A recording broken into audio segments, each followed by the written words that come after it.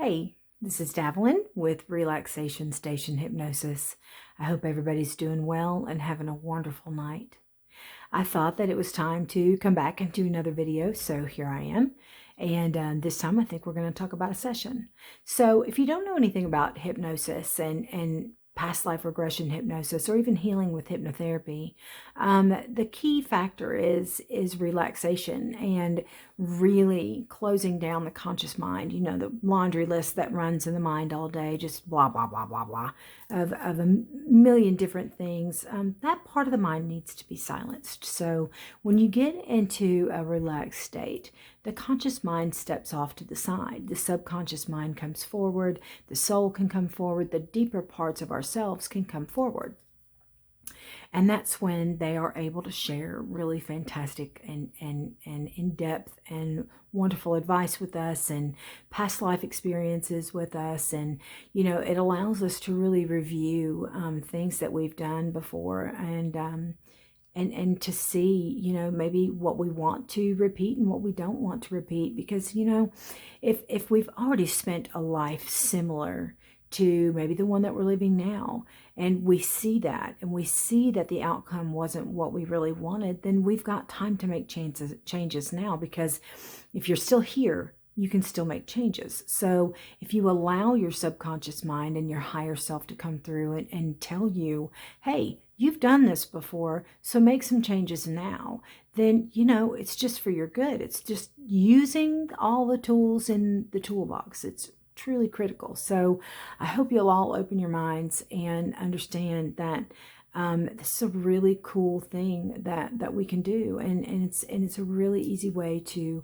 help ourselves and to learn more about ourselves and to really deeply understand that we are more than just this skin. We're more than just this meat suit. You know, we have a battery underneath. We have a soul, and we have energy, and we have a past, and we have a present, we have a future. We have all of those things that are available for us to see and adventure with. So I hope you enjoy this little chat about this session that I had. It was pretty cool.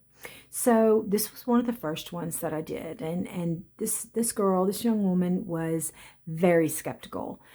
She did not think that she would be able to be hypnotized, and she did not believe in past lives or anything like that. So she was just coming in going, we'll see what happens. And but I don't think it'll be anything. So, you know, in the very beginning, when I got her super relaxed and I had her start picturing things, she was able to picture everything that I needed her to see. And then, you know, when she drops into her first life, she came into this mist. She was the mist. That is it. She was this mist that felt so wonderful and beautiful and peaceful and loved and content, and she did not want to leave there. So we let her spend a little bit of time there, and then I moved her on.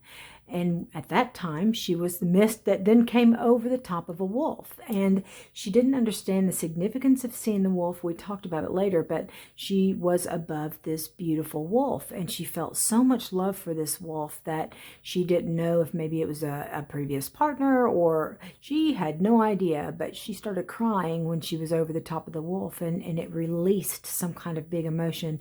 The wolf could have been representative of maybe a harsher memory that she had that needed to kind of clear her system. I'm not 100% for sure, because we can't know all things. We don't know why our subconscious shows us what it does, but that cleared through. And so then I moved her on, and she came into the life of a farmer.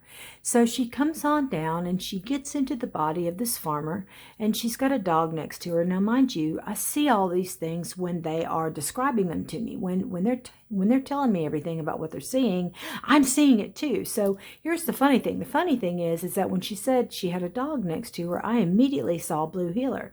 But I know this girl, and she actually has a German Shepherd, but I saw a Blue Heeler in this life, right? So anyway, I'll tell you more about that later. So So she's got a dog, and it's her, and then she's got some chickens, and she's got some cows, and so I take her over to her house. I'm like, go to the place where you live and where you sleep. And so she walks up, and she's in front of this old farmhouse, and so it's all just raw wood. There's no paint, there's nothing, there's no porch. It's just literally a box of wood that is kind of, in the shape of a house, of course. So I have her go in, and I want her to go where she would go to cook herself a meal, or I'm trying to figure out what our timeline is here, where she is.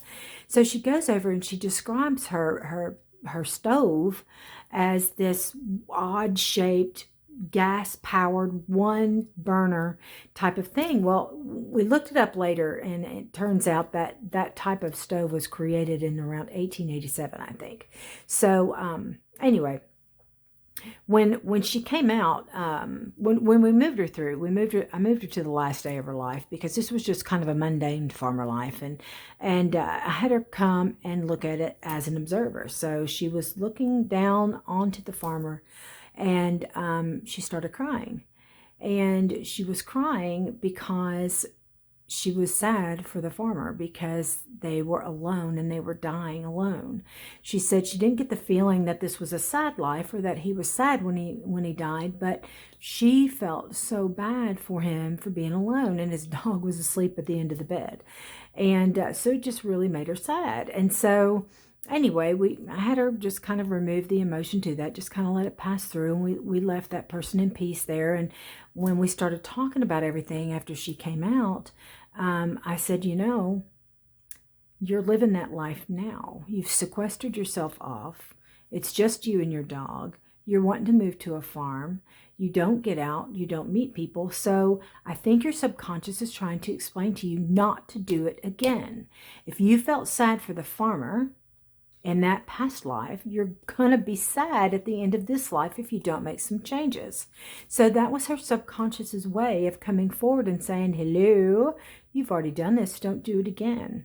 And so, when we were talking later on, it was a blue heeler dog. So I had seen a blue heeler, and it was a blue heeler. She told me that. So I just thought it was really interesting, because I'm just visualizing as they're talking about their visions and what they're seeing and what they're experiencing, feeling, smelling, everything. And I was able to actually see what she was seeing. I mean, I could lay it out for you. It's a trip.